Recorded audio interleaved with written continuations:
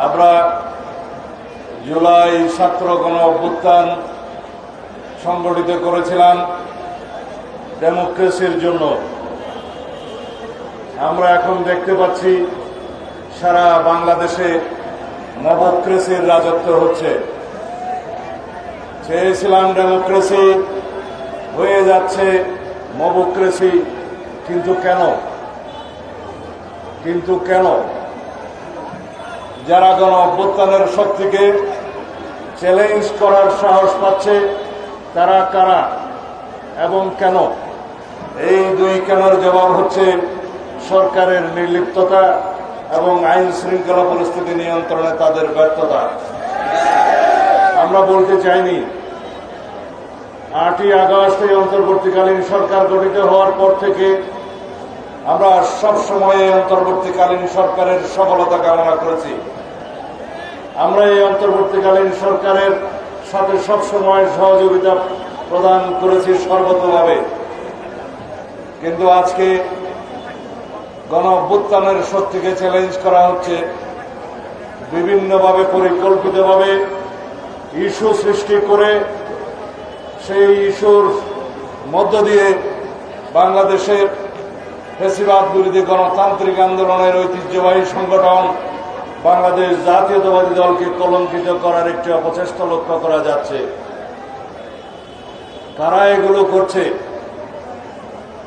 কারা ফ্যাসিবাদের পুনর্বাসনের পথটা পুনরায় সৃজন করতে চাচ্ছে? সেই প্রশ্নের জবাব আমরা দিতে পারি।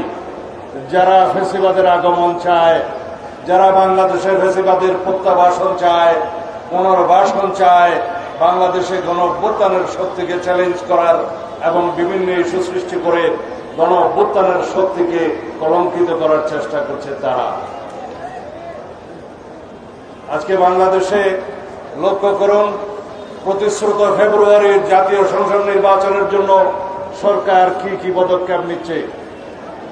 আমরা আশা করেছিলাম লন্ডন বৈঠকের পর প্রফেসর ইউনূস সাহেব, মাননীয় প্রধান উপদেষ্টা, আপনি যথাযথ প্রক্রিয়ায় নির্বাচন কমিশনে নির্বাচনের প্রস্তুতির জন্য, ফেব্রুয়ারির প্রথম সপ্তাহে নির্বাচনের প্রস্তুতির জন্য আপনি আপনার মেসেজ ইনস্ট্রাকশন যথাযথ প্রক্রিয়ায় দিবেন।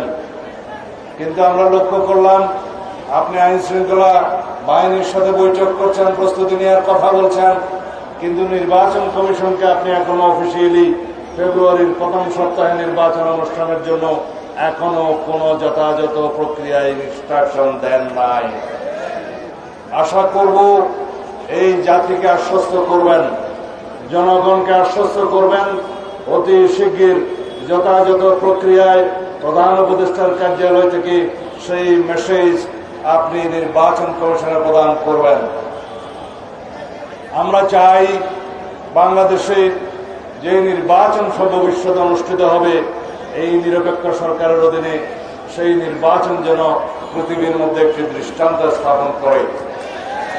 এটা অবাধ ও সুষ্ঠু নিরপেক্ষতায় যেন একটি জ্বলন্ত প্রমাণ হয়, সারা পৃথিবীর কাছে প্রশংসিত হয়, এর স্বচ্ছতা নিয়ে যেন কোনো প্রশ্ন না ওঠে।